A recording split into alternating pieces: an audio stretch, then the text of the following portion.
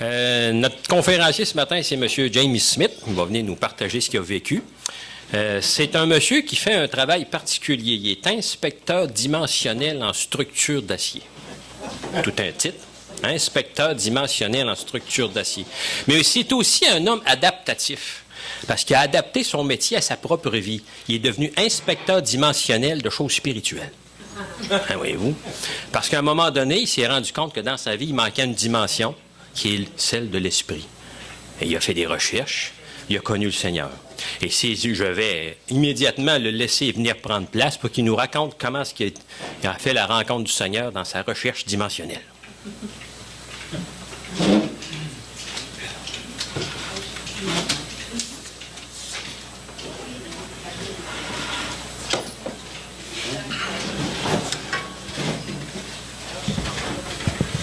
Moi, je suis moins grand un peu. Bonjour tout le monde. Bonjour.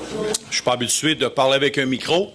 D'habitude, j'ai une très bonne voix, fait que le micro, je m'en passe, mais là, on va faire avec. OK. La première des choses, moi, je suis né en 1975, le 28 février 1975. Qui veut dire que dans pas longtemps, j'aurai 44 ans.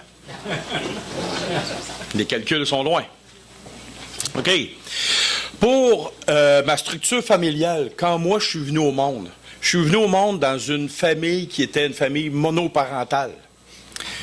Ma mère, elle avait pris une entente avec mon père. C'est qu'elle disait, puis ça marchait plus trop, elle dit, fais-moi un enfant et après tu pourras partir. C'était dans ces époques-là, les années 1975. Vivre et laisser vivre, le libre arbitre, on fait à peu près tout ce qu'on veut, comme on veut, sans trop penser aux conséquences. Ils vivaient le moment présent selon eux. Fait qu'aussitôt que ma mère est tombée enceinte, ma mère a mis mon père dehors. Fait que ça commençait mal. Et de 0 à 5 ans, j'ai passé ma plus tendre enfance avec des étrangers dans des garderies. Fait que dans ce temps-là, ma mère commençait, elle avait une carrière, ma mère elle avait une carrière au gouvernement, et à ce moment-là, ma mère avec ses choix, m'a placé dans une garderie. Fait que c'est à peu près ça de 0 à 5 ans ce qui s'est passé. Et là, on va passer à la section de 6 ans à 16 ans. Et mon ami, là, dans cette place-là, il y en a des histoires. L'école, pour moi, a commencé à la maternelle, et je vais dire que mon calvaire aussi a commencé à la maternelle. Et pourquoi, de plus loin que je peux me souvenir, j'ai détesté et haï l'école pour mourir. Aujourd'hui, c'est totalement différent, là. Et je suis un pro-école, j'encourage bien les jeunes à l'école. Mais quand j'étais jeune, petit gars en commençant, et je vais vous conter une anecdote. Pourquoi, en partant, ça n'a pas bien marché? Vous en souvenez-vous, les tableaux avec des craies dans le temps qui pivotaient sur eux-mêmes, que tu pouvais déplacer sur des roulettes? Ben moi, quand j'étais petit, j'avais de la misère à attacher mes lacets, et il y avait une madame, une professeure, elle voulait absolument me faire attacher mes lacets comme il faut. Puis là, elle s'entêtait, puis elle s'entêtait, puis elle s'entêtait. Puis là, à un moment donné, elle a commencé à me donner des conséquences. Elle a pris mes souliers, et elle les a cachés en arrière d'une porte, et elle a pris le tableau et elle l'a mis là. Elle a dit, cherche tes souliers. J'avais 6 ans. Ça a été, là, mon calvaire a commencé. Là, j'ai pleuré, je pleurais, puis j'arrivais à la maison, je parlais avec ma mère. Bon, ma mère était fâchée de ça, elle était à l'école, puis effectivement, c'était vrai. Fait que mon premier début d'école, ça a été avec ce genre de personnage, ou personne, ou madame, qui a fait ça dans ma vie. Et là, spécialement, j'ai eu mon premier contact avec Dieu. Pas à cause de cette femme-là, mais là, je vous explique. Dans le temps, l'Église catholique pouvait et venait, les prêtres venaient dans les écoles. Et qui connaît l'école L'Aubervière à Saint-David? Bon. À côté, il y a une grosse église qui est là, juste à côté. Et moi, en maternelle, j'allais là. Et là, le prêtre venait et il nous prenait avec le professeur, le groupe d'école, et il nous rentrait dans l'église pour nous montrer les choses de Dieu. Et là, quand je suis rentré Mais pas rentrer, même au début. Imaginez-vous, là, j'étais un petit enfant, pas grand, pas gros. J'arrive au bord de la porte. Et les portes sont grandes, beaucoup plus grandes que ce que chez nous, je suis habitué. Fait que là, en rouvrant les deux portes, on rentre et là, je vois une immense maison. Et là, le prêtre dit, voici la maison de Dieu. Mais là, dans ma tête à moi, avec une petite pensée d'enfant, ça a fait, hey, mon ami, Dieu doit être grand pour avoir une aussi grande maison que ça. Moi, je n'avais pas de maison, je restais dans un logement, des tout petits logements. OK? Et là, on avance. Et là, il présente, au bout de l'allée, il présente un monsieur qui était sur une croix. Et là, il dit ça a été le Fils de Dieu. À partir de ce moment-là, ça allait imprégner quelque chose d'incroyable dans ma tête. C'est comme si en dedans de moi, il y avait une voix qui me disait, voici, Dieu est immensément grand et immensément puissant. Premier contact. Et il y avait une croix, un Jésus dessus. Et là, à partir de ce moment-là, dans ma tête de 6 ans, je suis reparti à l'école et tout ce que je faisais à l'école, je dessinais des croix. Et puis là, je coloriais ça en or. Régulièrement, ça faisait ça. J'écoutais pas l'école, puis je passais mon temps à dessiner des choses comme ça. Puis là, je comprenais pas. Ma mère non plus comprenait pas. Personne ne comprenait. Après ma visite, j'ai commencé à faire ça. Fait que là, j'avais cette pensée-là dans mon cœur, dans mon âme, qui m'avait dit ça. Puis ça restait là, dans ma petite tête d'enfant. J'ai 6 ans, là. On se remet dans le contexte. Mais plus tard, avec le temps, ça a resté comme ça. Cette pensée-là, elle a germé, elle est restée là dans ma tête, fixée là. Mais j'ai continué à vivre ma vie tranquillement, pas vite, lentement mais sûrement. Je vous explique un peu mon contexte familial. Je reviens un peu. Premièrement, ma mère monoparentale travaillait beaucoup d'heures pour rejoindre les deux bouts. Tu sais, payer les factures, ça. Ben, je pense que c'est encore vrai aujourd'hui, hein? Bon. J'étais livré à moi-même, tout seul. Quand j'ai commencé l'école, ma mère travaillait tard le soir, j'arrivais, j'avais une clé dans le cou. Je rentrais à la maison, je me faisais des sandwichs au beurre de pinot, j'écoutais des comiques, c'est à peu près tout ce que je faisais. Pas de devoirs, pas de leçons, pas de personne qui m'encadre, rien. La seule chose qui m'encadrait, c'était le cadrage de porte quand je rentrais. Fait que c'est à peu près tout ce que j'ai eu comme encadrement. Chez nous, il n'y avait pas d'amour. Je n'ai jamais senti ma mère m'aimer. Elle disait, mais je ne ressentais pas. C'est comme je te disais, Monsieur Gay, je vous aime. Le ressentez-vous? Je l'entends. Ah, vous l'entendez, mais vous ne le ressentez pas. Angelo, je t'aime. Tu l'entends, mais tu ne le ressens pas. Et moi, ma vie, c'était comme ça. Pas de chaleur humaine, pas quelque chose d'intense. Qu'est-ce qui fait que l'amour est l'amour envers deux personnes? Je ne le ressentais pas. Il n'y en avait pas. C'était comme ça. Il n'y avait pas grand-chose non plus qui m'intéressait, à part peut-être faire des croix, là, ces choses-là. Ça m'intéressait. Mais à part de ça, il n'y avait pas grand-chose qui pouvait m'intéresser. Et une chose particulière, c'est qu'il y avait beaucoup de gens qui riaient de moi quand j'étais à l'école. Et même mes petits voisins, tout ça, ça riait de moi comme ça. Et une chose, vu qu'on était pauvres chez nous, c'est que pour manger, parce qu'il y était même une année de ma vie que je mangeais juste un repas par jour à la maison. Donc, j'allais dans des épiceries, et dans ce temps-là, c'était pas surveillé comme c'était. Petit paquet de viande, on mange des choses, on vole. Je volais de la nourriture pour manger. Fait que tranquillement, pas vite, ma carrière commençait. Carrière de voleur. Et juste, je vais vous conter une autre anecdote. Chez nous, on restait dans un vieux logement sur la rue Saint-Georges et Lévis. Et les portes, c'était des portes en bois, toutes décréanchées, toutes pas bonnes. Et quand il ventait fort et qu'il neigeait, nous, la neige, elle rentrait dans la maison. Et ma femme, je vais vous en compter un petit peu tantôt, ma femme ne me croyait pas quand je comptais ça. Ça a pris ma mère, elle a dit, oui, James, il prenait la petite pelle puis il envoyait la neige dehors. Fait que c'était mon contexte. J'aimais pas l'école, mais j'avais hâte d'y aller parce qu'au moins il faisait chaud. Ça, c'était le contexte de ma petite enfance, quand j'étais jeune. Maintenant, qu'est-ce qui s'est passé? C'est que tu as des petits amis, tu as des chums. C'est pas des amis, c'est des chums. Et ma première bataille a eu lieu. Parce que je me faisais écœurer. Ça me manquait de respect. Puis là, je voyais que je grandissais en capacité, en force. Fait qu'à un moment donné, j'ai eu un éclair de génie qui n'était pas vraiment un génie, mais c'était un éclair. J'ai dit, je vais pogner le plus gros, le plus fort et le plus grand de l'école. Je vais lui donner une go, puis là, les gens vont me respecter. Fait que j'ai pogné le plus gros, le plus grand puis le plus fort, puis je m'y suis essayé. Ça n'a pas été long. J'ai eu la victoire. C'était pas la victoire glorieuse, mais j'en ai donné toute une. Fait que là, ça a fait, hein?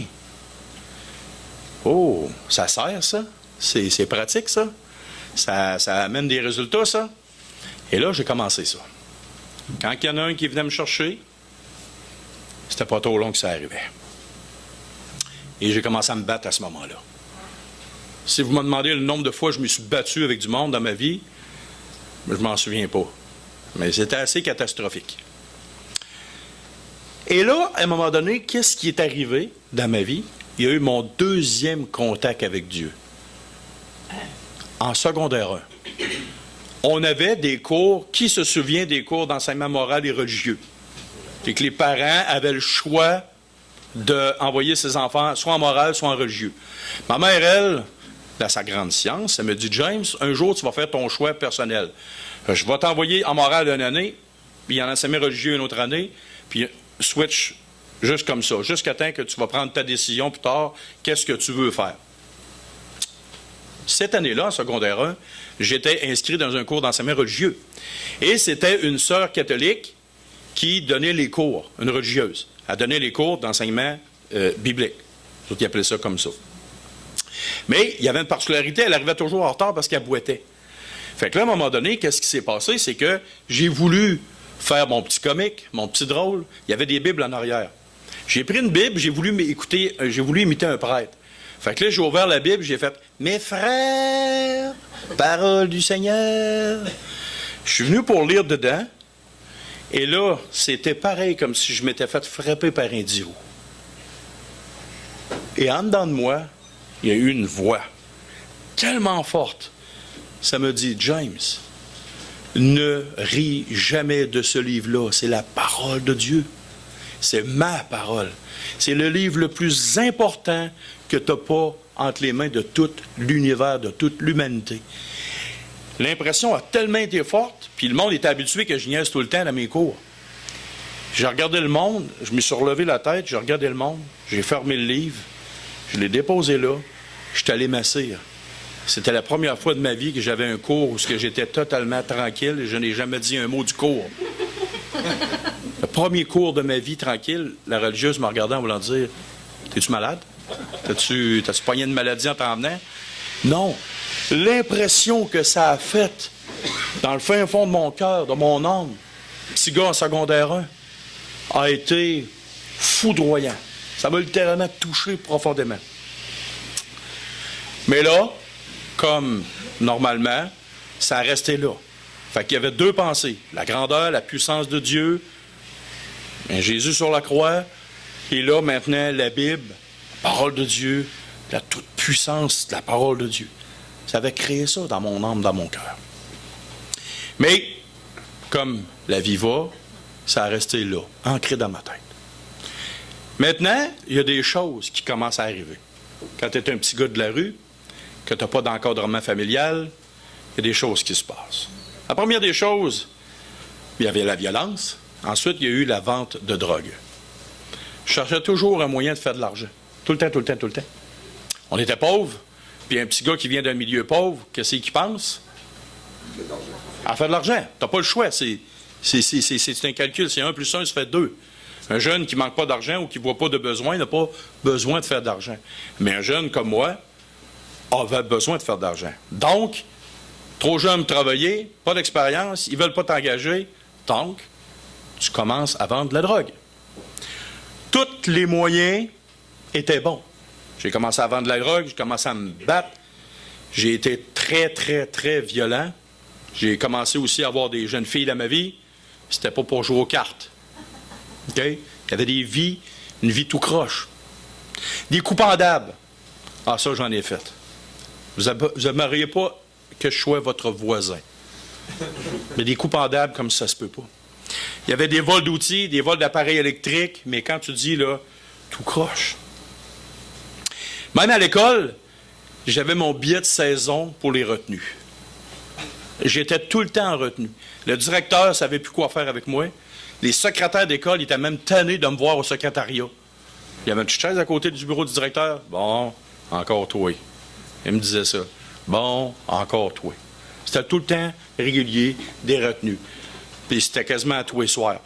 Il y a même à un moment donné qui m'ont mis dehors du local de retenue. Fait qu'à un moment donné, ça n'avait plus de sens. Là. L'école ne savait plus rien faire. À un moment donné, j'ai même été dans une place qui s'appelle le Camp Vive la Joie. Là, c'était pas la Joie pantoute. C'était mon... Comment on appelle ça? Une personne, là, ressource, là, un travailleur social. Et il dit à ma mère, bon, regarde, écoute, je connais un camp à Rivière-du-Loup, c'est un camp expérimental, c'est fait par des anciens militaires, et il y aurait quelque chose à faire, là, sûrement avec ton fils. Ben, dans ma tête à moi, ça a fait, envoie-moi là, tu vas voir ce qui va arriver. Ils me casseront pas. Ben, ils m'ont cassé, mais ça a duré juste 2 mois. Je chassais le naturel et il revient au... Et voilà, fait que le naturel est revenu assez vite. Et je vous conte une autre anecdote. À un moment donné, puis quand je vous dis des coups pendables, là, ça en est un. OK? Il y avait un examen à un moment donné d'école, puis je voulais rien savoir. Puis je restais à Pintante, dans le chemin Monseigneur Bourgette, en haut, le petit lac Plaisance, pour ceux qui se situent. Et à un moment donné, il y avait une chauffeuse d'autobus, le premier rang qui croise avant le petit lac. Et là, il y avait une chauffeuse d'autobus, c'était ma chauffeuse d'autobus. Une nuit, j'étais allé faire du vandalisme dans son autobus parce que je voulais pas aller à l'examen le lendemain matin. J'ai coupé des affaires en dessous, mais j'ai su plus tard que c'était les hauts à break que j'avais coupés. Fait que voyez-vous, mais au moins, il n'y avait pas de côte, c'était juste du plat. Fait que quand elle est venue sortir de sa cour, elle a arrêté ça là. Mais je me suis fait pogner, on renvoyait un autre autobus, fait que j'étais allé pareil à l'école. Fait que voyez-vous, c'était le genre d'idée tout le temps croche, tout le temps mal tourné, tout le temps de travers. Et à cause de la violence, de plus en plus, puis je faisais des arts martiaux en même temps. Fait que c'était pas un beau mix. J'apprenais à me défendre, j'apprenais à frapper, j'ai appris aussi à tuer. Puis à un moment donné, il y a lors d'une bagarre avec un gars, à un moment donné, j'ai donné un coup de poing à une place qu'il fallait pas, que je donne un coup de poing. Et ça a fait le gars tomber sans connaissance. Ça a pris quasiment 10 minutes avant de se relever. Et là, je peux vous dire une chose, je me suis fait peur. Je me suis fait vraiment peur. Je pensais que je l'avais tué, puis je me disais, là, je voyais les conséquences. Mais merci, Seigneur, il est revenu. Je ne sais pas s'il est revenu à 100% des 2 oreilles, mais il est revenu. Au fil du temps et des années, il y avait une pensée qui me suivait tout le temps. Et devinez c'est laquelle? La pensée du suicide. Ah, t'as beau faire de l'argent, t'as beau avoir une espèce de gloire aux yeux des hommes, aux yeux du monde, t'as beau arriver à avoir la vie que tu veux, mais la pensée du suicide était constamment dans ma tête. Et je vous donne un peu quelques raisons qui me conduisaient à là. J'avais pas des vrais amis, j'avais juste des chums de party. Une différence entre un vrai ami et un chum de party. Il n'y avait pas d'amour autour de moi. Puis les jeunes filles qui étaient là dans ma vie, c'était pas des filles qui m'aimaient. C'était des filles qui profitaient de ce que je pouvais apporter, soit de la drogue ou de l'argent. Il n'y a pas de relation parentale non plus. Présentement, moi, j'ai 2 belles grandes filles. J'ai une très belle relation avec mes filles. Mais moi, chez nous, il n'y a pas de relation parentale. Ça n'existe pas. Le père est absent, la mère est physiquement de temps en temps est là, mais il n'y a pas rien de structure familiale. Je ne voyais pas d'avenir. Tantôt, j'ai parlé avec un jeune homme qui est là, j'ai demandé, c'est quoi ton plan de match pour l'avenir? Moi, si j'étais à sa place dans ce temps-là, j'aurais dit, j'en vois pas. Il n'y a pas d'avenir, il n'y a pas rien de beau, il n'y a pas rien de bon. Ma vie est un fiasco total d'un bout à l'autre. Fait que quand tu regardes ça, quand tu regardes le topo de ta vie, qu'est-ce que tu vis, la violence que tu as faite, parce que même si tu fais des choses graves, tu as quand même une conscience qui est là. Tu sais, Dieu nous donne une conscience pour réfléchir, pour penser, pour allumer certaines choses. On n'est pas des petits vers de terre dans le fond d'une terre, tu sais. On a une conscience. Ta conscience te parle, mais tu l'étouffes pour plein de raisons. Ma vie, elle tournait, si on veut faire une histoire très courte, ma vie tournait sur deux axes principaux, deux points principaux. Comment faire de l'argent, puis c'est quand est-ce le prochain party. Fait que ça se résumait à ça. Fait que cette semaine, on fait de l'argent, puis vendredi, ben, on la dépense. La semaine prochaine, on fait de l'argent, puis le vendredi, puis le samedi, puis le dimanche, puis le lundi soir, puis le mardi soir, on la dépense. Fait que des fois, on pouvait partir sur le party, là. N'oubliez pas, je parle de 6 ans à 16 ans. J'ai pas 40 ans d'expérience de vie, là. OK? J'en ai viré sur un moyen temps rare. Vient un temps, à un moment donné, mon premier emploi officiel. Ceux qui me connaissent, ça fait longtemps. Quel a été mon premier emploi officiel? Non. PFK. J'ai eu des choses rémunératrices dans ma vie, mais ce n'était pas un emploi officiel. Et là, ma tante qui travaille au Poulet Frit Kentucky à Saint-Romuald, et dont plusieurs connaissent François Fréchette qui était gérant à ce temps-là, ma tante m'a parlé, elle a dit « James, écoute, il y aurait une place à temps partiel pour faire cuire du poulet comme cuisinier. Fait que là, dans ma tête, je me disais « Ah, parfait, c'est good. » Ma mère me posait tout le temps des questions. « C'est où ça vient, cet argent-là? Comment tu trouves l'argent pour faire ça? » Ça y est, ma première couverture officielle pour cacher où venait mon argent. Parce que ma mère avait quand même une conscience pour me poser certaines questions, mais je m'organisais toujours pour rentrer quand elle était couchée. Puis quand moi, j'étais encore en train de dégriser, ben à ce moment-là, ma mère partait travailler. Bon, je m'organisais tout le temps pour pas qu'elle soit là. Puis quand je me faisais coincer parce qu'elle était là, puis je ne m'en attendais pas, elle me posait des questions. Le genre de questions qu'un gars comme moi ne veut pas se faire poser. Et là, ça me donne une bonne raison, une bonne première couverture. Hey, écoute, garde, good, c'est beau. Fait que là, j'avais une raison. Ah, voici, garde, tu m'as payé, je pars là-dessus, bon, puis tout ça. Fait que là, à un moment donné, au fil du temps, ce gérant-là a commencé à me parler de Jésus. Et dans ma tête, le Jésus, je ne voulais pas vraiment savoir rien. Parce que, encore une secte. Encore une religion.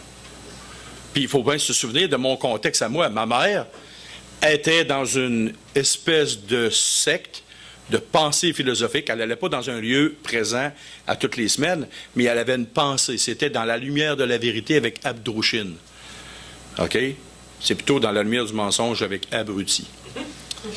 OK? Parce qu'il y avait toutes sortes de foleries là-dedans, de pensée orientale, ces choses-là. Et mon oncle, de mon autre côté, qui était comme mon mentor dans plein de choses mauvaises, lui était un athée. Fait que là, j'ai grandi avec ça. Philosophie orientale, l'athéisme, que Dieu n'existe pas, et un gros brasse camarade de tout ça, puis moi, ça m'intéressait plus ou moins. Je pensais que c'était encore une autre histoire, une autre patente d'un autre quelqu'un qui me parlait. Mais là, il est arrivé quelque chose de précis. Il a prononcé, le gérant, certains mots. Comme, la Bible, tu sais, c'est la parole de Dieu.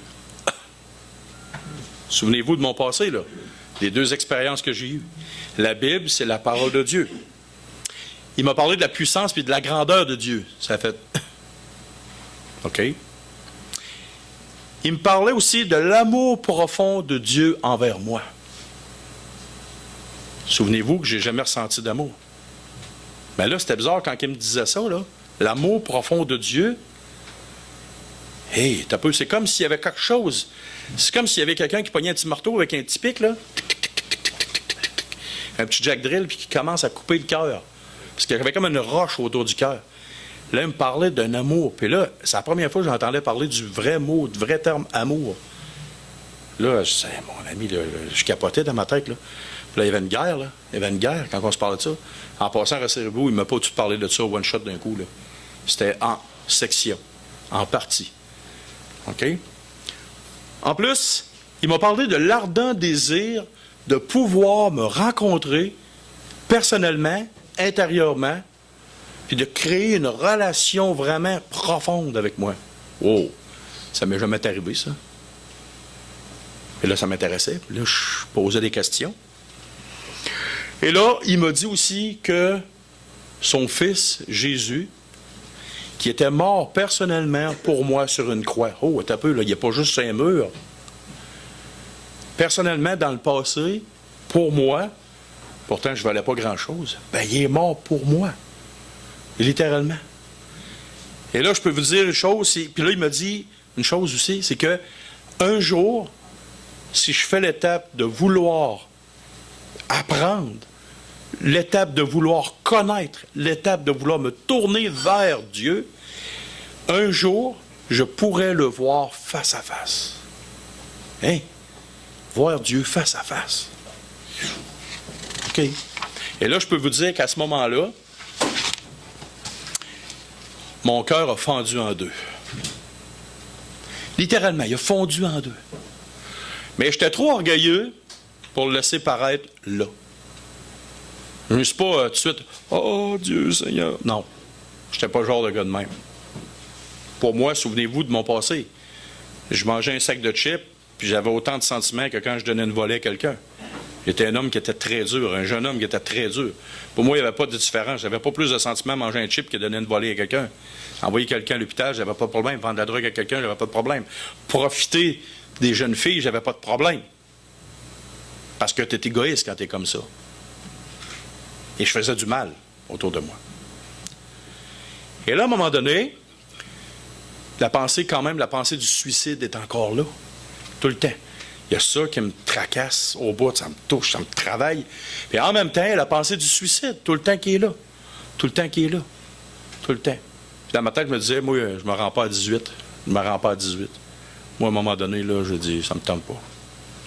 Puis là, au Poulet Frit Kentucky, il y a un Gédéon qui était ami avec François, qui est venu me porter une Bible complète. Il m'a donné une Bible complète. Et là, ça a fait « Wow! » J'ai même pas besoin de la voler. Il vient me la donner. J'ai pas besoin de voler. Il vient me la donner. Puis là, j'ai dit « Écoute, ça coûte-tu quelque chose, ça? » Ah, il dit « Oui, ça coûte cher, mais il y a déjà quelqu'un qui a payé pour toi. » Ah, ben regardons ça. OK, c'est beau, c'est correct. Fait que là, enfin, j'avais de quoi à moi, que j'avais pas été obligé de voler, c'était gratis. Fait que j'ai commencé à la lire. Et à force de discussion, il y a 5 passages, précisément, qui m'ont touché. Mais je suis sûr que ça ne vous tente pas de l'entendre. Ça vous tente-tu de l'entendre? Oui. OK. Ecclésiaste 12, 1 à 3. Jeune homme. Et là, écoutez bien chaque mot. Ça vaut à peine. Jeune homme, réjouis-toi dans ta jeunesse. Livre ton cœur à la joie pendant les jours de ta jeunesse. Marche dans les voies de ton cœur et selon les regards de tes yeux. Mais sache que pour tout cela, Dieu t'appellera en jugement. Bannis de ton cœur le chagrin, éloigne le mal de ton corps, car la jeunesse et l'aurore sont vanité. Souviens-toi de ton Créateur pendant les jours de ta jeunesse, avant que les jours mauvais arrivent et que les années s'approchent où tu diras « Je n'y prends point de plaisir ». Mon ami, c'est à moi, ça. Les jours qui arrivent que je ne prends pas plaisir. Ça faisait longtemps que c'était arrivé, ces jours-là.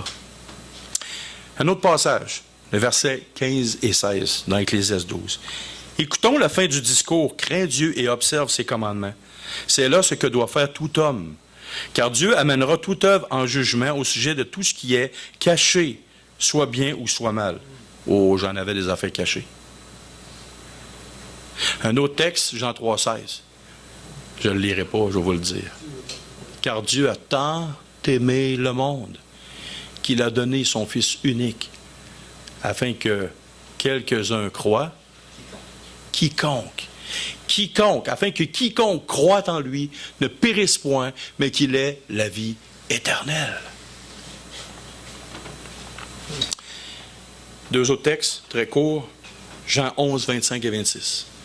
Jésus lui dit, « Je suis la résurrection et la vie.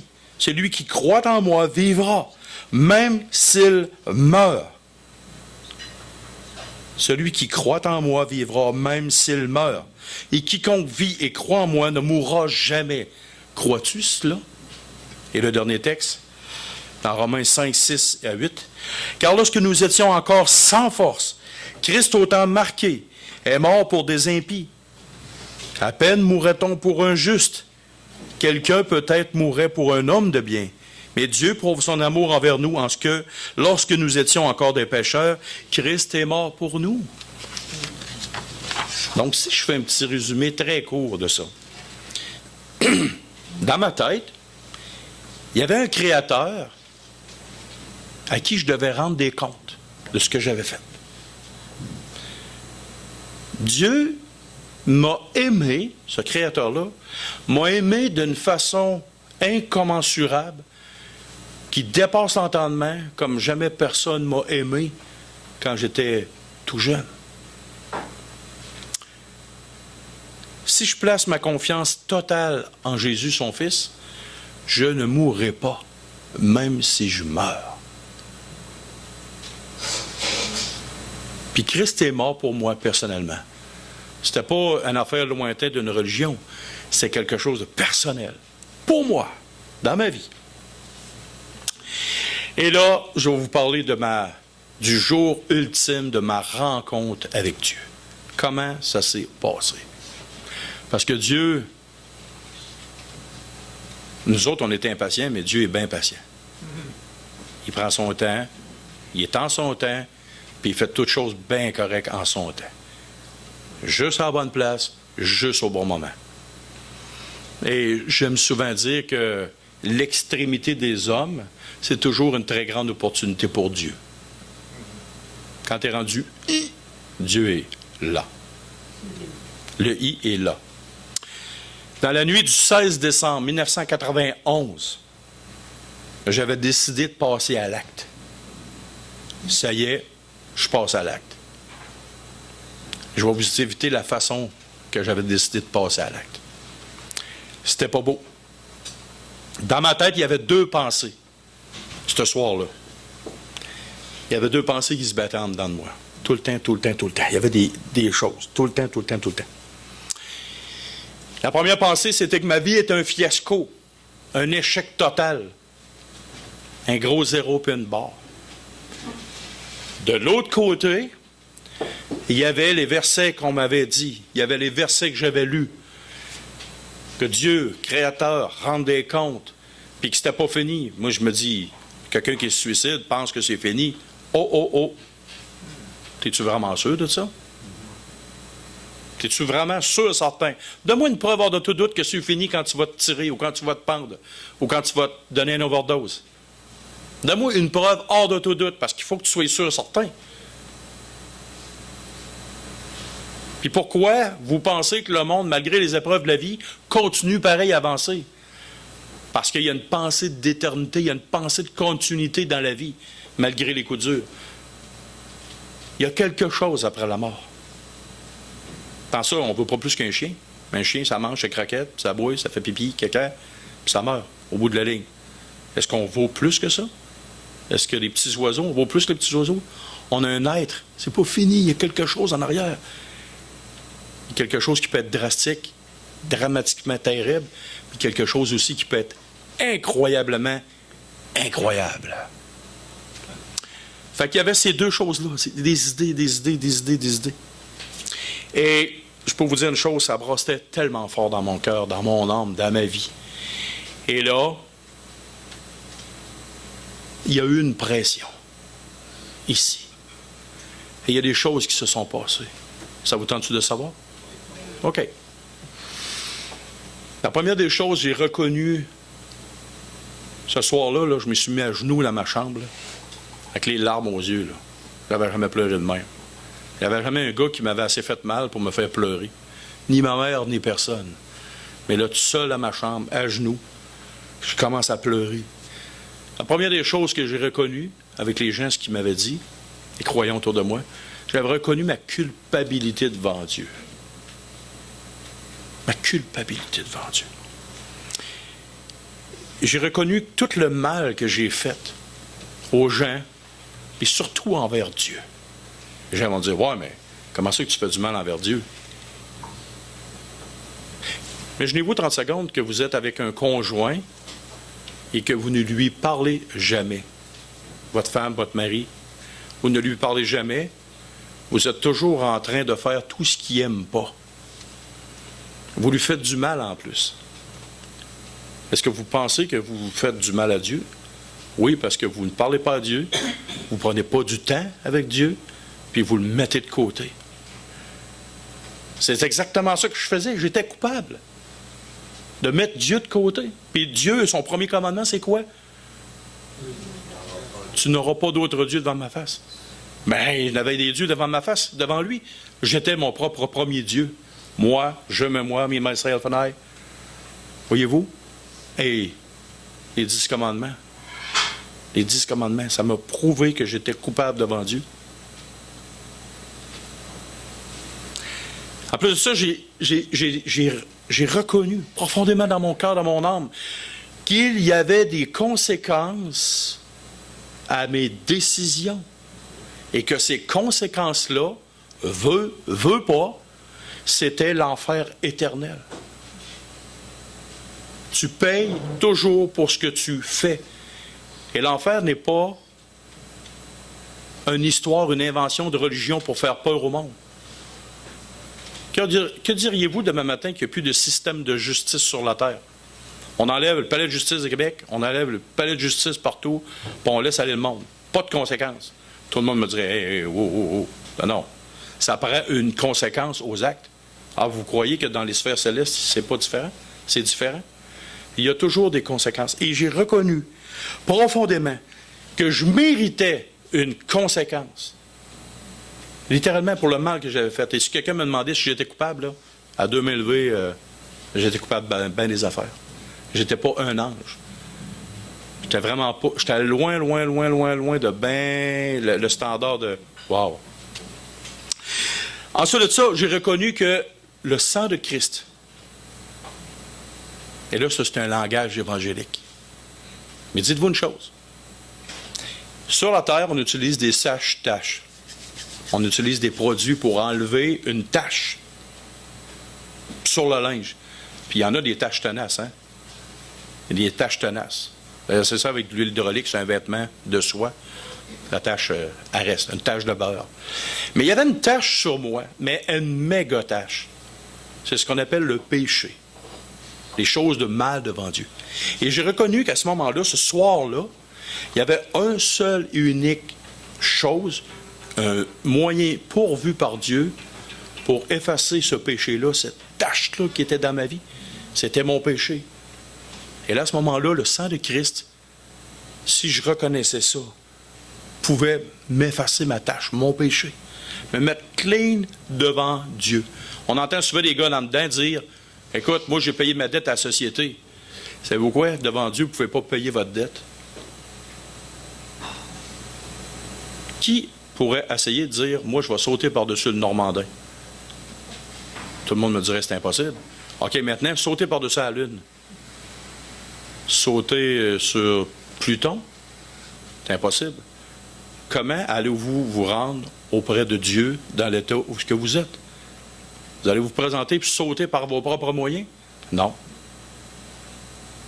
Il faut absolument passer par quelqu'un. Et c'est ça que j'ai compris. Et de toute mon âme, de tout mon cœur, à ce moment-là, avec toutes ces choses-là, j'ai demandé pardon à Dieu. À ce moment-là, puis là, je pleurais, puis je demandais pardon à Dieu pour ce que j'avais fait de mal. Et là, la fatigue s'est installée, puis je me suis endormi. Puis dans mon cœur, dans mon âme, j'avais une tristesse. Mais en même temps, une très grande joie. La tristesse d'avoir la reconnaissance, d'avoir la conscience d'avoir tout fait ce mal-là, mais d'un autre côté aussi, la joie d'avoir été pardonné par Dieu de tout le mal que je venais de faire, que j'avais commis. Puis je me disais, wow, c'est incroyable, ça n'a pas de sens. Après cette nuit mémorable-là, voulez-vous savoir qu'est-ce qui s'est passé? Des choses assez spéciales. La première des choses, j'ai arrêté de me battre. Parce que j'avais lu dans la Bible que votre douceur soit reconnue de tous les hommes. On était loin d'être là. On était loin d'être là. Il y a un gars qui est venu essayer, qui est venu m'essayer. Puis là, je t'avoue comment est-ce que je me suis défendu. Je lui ai dit, écoute, j'aimerais ça te parler de Jésus. C'est quoi? T'es-tu rendu fou? T'es-tu rendu malade mental? Tu fais-tu de la fièvre? Es-tu malade? Et le gars, il a quasiment eu pitié de moi. Hein? Mon ami, j'avais plus à me battre. J'avais juste à parler de Dieu. Puis là, le monde, il voulait plus me pogner. Il voulait même s'en aller. Fait que là, hey, ça a marché, tu sais. J'ai arrêté de vendre de la drogue, j'ai arrêté de me battre, j'ai arrêté la violence. Et là, ma mère, et je vais vous dire un petit secret, quand j'étais jeune, je n'étais pas capable de lire un article de journal. Je lisais pas un article de journal, je me rendais au bout, mais pas au bout. Tu sais, je regardais ça, hein, OK, c'est beau, mais je lisais pas. Puis j'avais beaucoup de problèmes avec ça. Et là, ma mère, elle s'est aperçue de mon changement de comportement, mais il y a une affaire en particulier. Et là, moi, quand j'ai accepté le Seigneur, j'étais en transition, je voulais m'en aller à l'éducation des adultes. Mais je n'étais pas trop sûr, je n'aimais pas l'école, bon, tout ça. Ma mère, elle s'est aperçue, à un moment donné, qu'un samedi matin, j'avais commencé à lire la Bible et que j'étais sorti de ma chambre 10 heures plus tard. Là, ma mère, elle me dit, James, il faudrait qu'on se parle. Il y a quelque chose qui ne marche pas. T'es plus comme avant. Qu'est-ce que tu veux dire? Ben, c'est quoi que tu as fait pendant 10 heures de temps dans ta chambre? Ben, c'est parce que j'ai lu la Bible. C'est quoi? Tu as lu un livre pendant 10 heures de temps. J'ai dit oui, j'ai lu la Bible. Ah, bien, je dis en plus, mais je retiens ce que je lis. Elle me regarde, elle dit, il y a quelque chose qui ne marche pas, là. Je dis, d'après moi, tu vas avoir besoin de pilules. D'après moi, tu es malade. D'après moi, ça ne file pas ton affaire. On va aller voir un psychologue. Ah, je dis, j'ai pas besoin d'un psychologue. J'ai dit, garde, à cette heure, là, ça rentre. Laisse ça de même, c'est bon. C'est bon. Là, coupe pas la valve, là, l'eau, elle commence à circuler, là. Laisse ça aller, c'est bien bon. Et là, ma mère, elle me disait probablement qu'il est rendu fou. Bien comme faux. Puis, il y a une affaire que j'ai su. Ma mère, dans un moment de crise incroyable, avant ma conversion, avant mon retour à Dieu, a prié à Dieu qu'elle ne connaissait pas. Puis elle était tellement découragée de mon cas, puis elle a dit, elle me l'a dit plus tard, là, elle a dit, écoute, James, là, fais ce que tu veux avec, fais-les mourir, prends-les, je te le donne, je ne veux plus rien savoir, il m'énerve, il me rend à bout. Et Dieu l'a exaucé. Dieu l'a exaucé, et il m'a pris dans le tournant de ma vie le plus bas, le plus incroyable. Et là, il y a des gens qui m'ont dit, ouais, c'est ça, c'était une béquille, Dieu de la religion, hein, c'était une béquille pour toi. Ben, j'ai dit, Jésus, il n'est pas venu pour des bien portants, il est venu pour des gens malades. Il est venu pour des gens tout croches. Et j'ai dit, en fin de compte, ben, toi, tu as l'air d'un gars qui a le cancer et qui le sait pas. Ça a l'air bien beau, aller ton affaire, mais à un moment donné, tu vas te faire pogner le détour, tu vas avoir des métastases qui vont pousser, puis tu vas finir par mourir. J'ai dit, tu pensais que tu es comme un gars qui a le cancer, puis que tu le sais pas? Fait que moi, je me suis rendu compte, maintenant, toi, tu veux-tu t'en rendre compte? Je parlais de même, tu sais, avec de mes anciens chums. T'es juste un gars qui ne s'appellera pas que tu as le cancer. Puis le cancer, ça s'appelle le péché, puis un jour, ça va sortir. J'aime beaucoup les petites images de même comme ça. Pour la première fois de ma vie, j'ai commencé à mémoriser des livres. Puis là, je lisais des livres. Jean-Paul, t'en souviens-tu, quand j'étais jeune, j'allais t'acheter des livres à la librairie? Ça fait longtemps, hein, j'y vais. Hein? Puis là, c'était comique, parce que, comique, puis ça m'impressionnait. Puis là, je trouvais ça spécial. Je commençais à aller acheter des livres. Ma mère, elle disait, ça n'a pas de sens, là. Mais elle voyait le beau changement, mais en même temps, elle était pas mal traumatisée. C'était pas tout à fait son plan de match qu'elle avait prévu pour moi.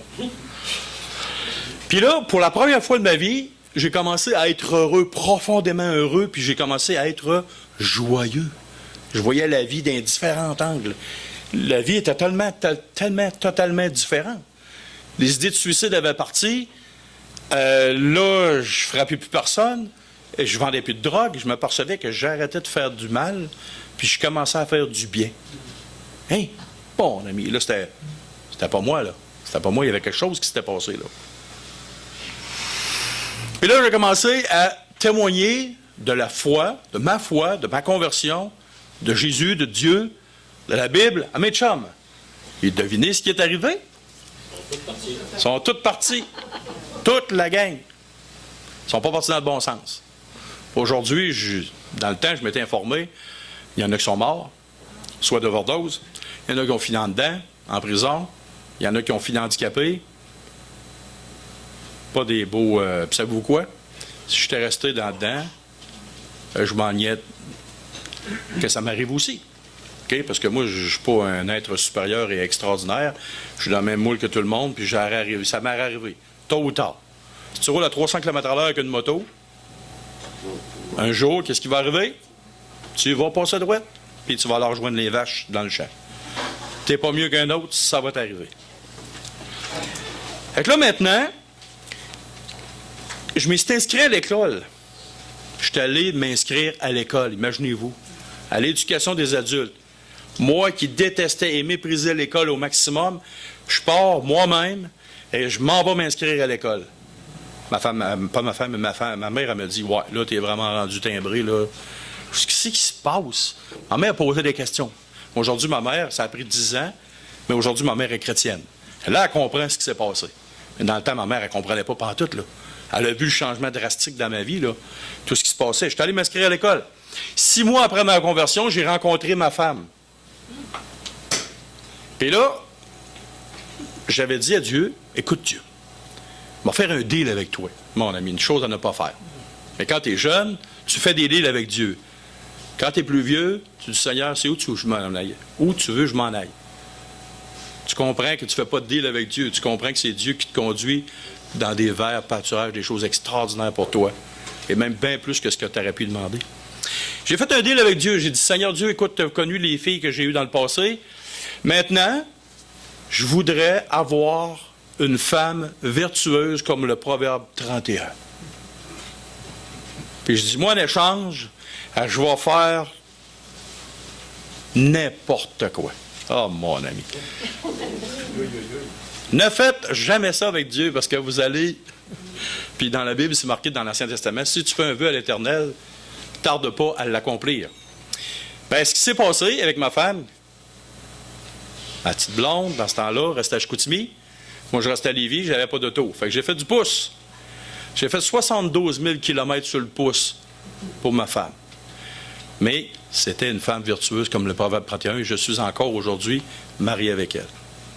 On est à veille, j'ai 44 ans, dans quelques jours, et l'année prochaine, ça va faire 25 ans que je suis marié. Mais un mariage, wow! Malgré les coups durs de la vie. Maintenant, j'ai 3 diplômes. J'ai eu 2 belles grandes filles qui sont aussi chrétiennes. Ah, encore des enfants qui ont suivi les affaires de leur père, qui se sont fait laver le cerveau. Détrompez-vous. J'ai jamais poussé mes enfants. Je les ai toujours encouragés à rencontrer Dieu personnellement. Ils n'ont pas épousé ma foi. Ils ont épousé leur foi. La responsabilité, Dieu, point final. C'est pas le papa ou maman qui les a poussés. Et maintenant, aujourd'hui, je suis rendu que j'implante une assemblée chrétienne. Ça, c'est mon parcours avec Dieu. Puis aussi, ce que j'ai découvert avec le temps, c'est que des amis sincères, des relations que j'avais, c'était pas des amis sincères, c'était des chums de party, des chums de brosse, des chums d'argent. Bon. Mais j'ai découvert dans la famille de Dieu des gens imparfaits. Des gens qui manquent leur coup. Mais ce que j'ai découvert, c'est un amour profond, un amour sincère, des gens qui comptent beaucoup pour moi, que ces gens-là, je compte beaucoup pour eux. Ça, c'est une vraie amitié. Ce que j'ai découvert, c'est dans la famille de Dieu. Mais je vous répète encore, c'est pas des parfaits. Ah, savez-vous quoi? Je fais partie de la même gang, moi non plus, je suis pas parfait. Je suis parfait, Rémi? Non, hein? Demandez à ma femme si je suis parfait. Elle va vous le dire. Ben, par exemple, j'ai une très belle relation intime et personnelle, par exemple. Parce que la plupart du temps, il y a des gens qui ne sont pas sincères, qui ne sont pas honnêtes. Mais dans la famille de Dieu, il y a énormément beaucoup de sincérité, d'amour et de profondeur, de vrais sentiments. Et en terminant, après 28 ans de vie chrétienne, 28 ans de proches relations intimes et personnelles avec Dieu, malgré tous les coups durs de la vie. Parce que moi, c'est sûr qu'il ne m'est jamais arrivé de coups durs, hein, comme chrétien. Hein. Mon char brise pas. Ça a toujours été super bien avec ma femme. J'ai jamais eu de chicane avec ma femme. Les enfants, aucun conflit, la perfection totale. J'ai ma chemise, j'ai ma cravate, ça va bien. Détrompez-vous.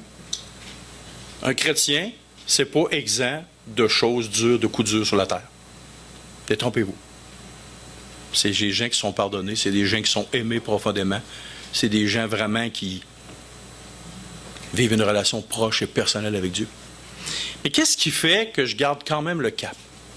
Qu'est-ce qui fait que je garde quand même le cap?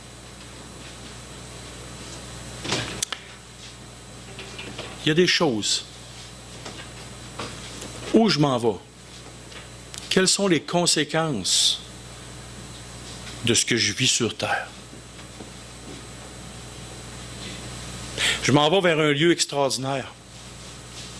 Je m'en vais vers des récompenses. Je m'en vais vers quelque chose qui est extrêmement bien pour moi. Et il y a une parole en particulier. Ça se trouve dans Jean 6, 66, 69. Dès ce moment, plusieurs de ses disciples se retirèrent et ils n'allèrent plus avec lui. Jésus donc dit aux 12, « Et vous ne voulez pas vous aussi vous en aller? » Simon-Pierre lui répondit, « Seigneur, à qui irions-nous? Tu as les paroles de la vie éternelle et nous avons cru et nous avons connu que tu es le Christ, le Saint de Dieu. » Demain matin, là, à cause des coups durs de la vie, si je lâche, si j'abandonne le Seigneur Jésus, puis je retourne, pensez-vous sérieusement que ça me tente de retourner dans mon ancienne vie? Sérieusement, là. Retourneriez-vous dans mon ancienne vie? Oubliez ça. Puis je sais une chose, que malgré les coups, dans le futur, il y a quelque chose d'extraordinaire. Et je vais vous lire un dernier passage. 2 Corinthiens 4, 16 à 18. C'est pourquoi nous ne perdons pas courage. Et même si notre homme extérieur se détruit, notre homme intérieur se renouvelle de jour en jour.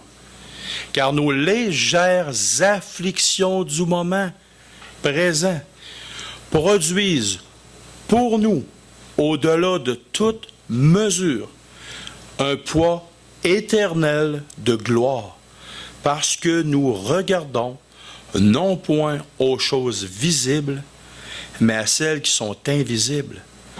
Car les choses visibles sont passagères et les invisibles sont éternelles. Puis là, c'est pas parce que j'ai un défaut de lecture que j'ai lu tranquillement. OK? J'ai lu tranquillement parce que chaque mot est important. Et j'aimerais finir avec une petite illustration. Moi, j'ai une chaudière de cendre à vendre. Je vous la vends 1 million de dollars. J'ai un poêle à bois chez nous. J'ai ramassé la cendre. Puis là, il n'y a même plus de tison en dedans. C'est fret en plus. Puis là, j'ai une chaudière de cendre. Je veux vous la vendre 1 million de dollars. Qui veut acheter ma chaudière de cendre 1 million? Bon, mettons que Jean-Paul décide d'acheter ma chaudière de cendre. 1 million. Qu'est-ce que vous allez dire à Jean-Paul? Il est fou. Il est fou. Qu'est-ce que tu fais là? Pourquoi tu as investi 1 million de dollars? Écoute, tu as tellement travaillé pendant des années de temps pour 1 million de dollars. Puis là, tu es allé acheter la chaudière de cendre à James. Mais tu es malade, mais tu es fou. J'ai des nouvelles pour vous. Si vous mettez votre temps, votre effort, votre énergie dans les choses qui sont visibles sur Terre, vous êtes aussi fou que Jean-Paul. Parce qu'un jour, tout ce qui est sur la Terre, ça va passer au feu. Fait que vous allez mettre du temps, de l'effort, de l'énergie avec ce qui est sur la Terre. Mais imaginez-vous, je vais vous citer un passage, et vrai, ça va être mon dernier. Voici vers où je m'en vais et que je vais vous inviter à venir. Et en plus de ça, c'est gratis, même pas 1 million de dollars. Écoutez bien ça. Puis je vis un nouveau ciel et une nouvelle terre, car le premier ciel et la première terre avaient disparu, et la mer n'était plus. Et je vis descendre du ciel d'auprès de Dieu la ville sainte, la nouvelle Jérusalem, préparée comme une épouse qui est séparée pour son époux.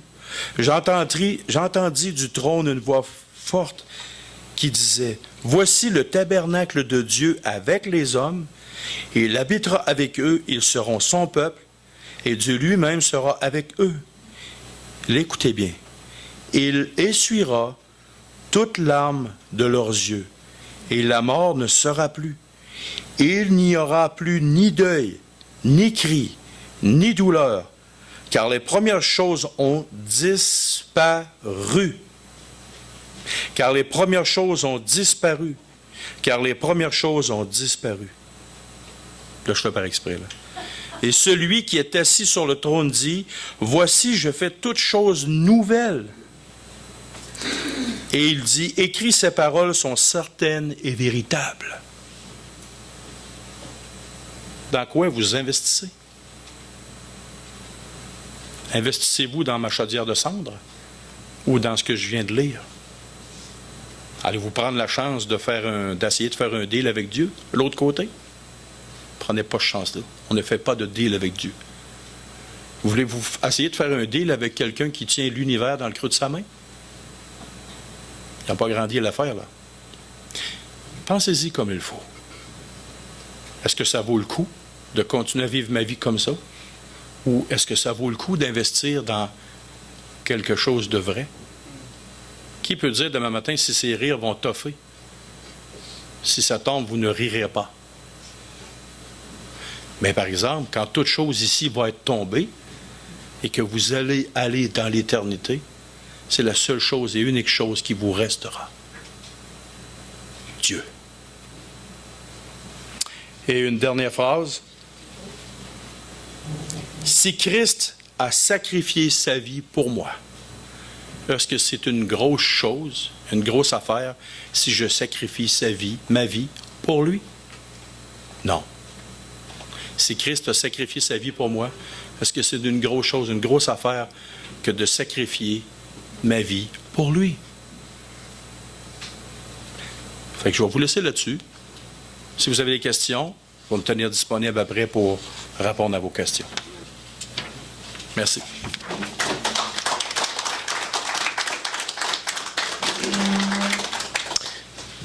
Moi, je suis plus grand. Merci, James. On est déjà rendu à la fin de l'avant-midi. Il y a une chose que j'ai retenue dans ce que James a partagé. 16 décembre 1991, 5h15 du matin, un homme est né. Il est passé de la mort à la vie. Puis il a dit quelque chose dans ce qu'il a partagé ce matin. On n'est pas comme les chiens et les animaux. Hein? On a une conscience. Puis vous savez ce que la parole de Dieu dit? Dieu a mis dans le cœur la pensée de l'éternité. C'est Dieu qui a mis ça dans votre cœur pour qu'on réfléchisse. C'est comme il a dit, ce n'est pas terminé après. Dès sa tendre enfance, il l'a placé dans des conditions où il lui a parlé. À 6 ans, quand il a vu les portes de l'Église, un petit peu plus tard, quand il a ouvert la parole de Dieu, c'est ma parole. Dieu lui a parlé. Et dans sa vie, il lui a rappelé les choses importantes au moment opportun. Vous êtes ici ce matin, c'est pas du hasard non plus. Vous êtes rendu à une étape dans votre vie où, une fois de plus, Dieu vous parle. Vous allez faire quoi avec ce qui vous a été raconté ce matin?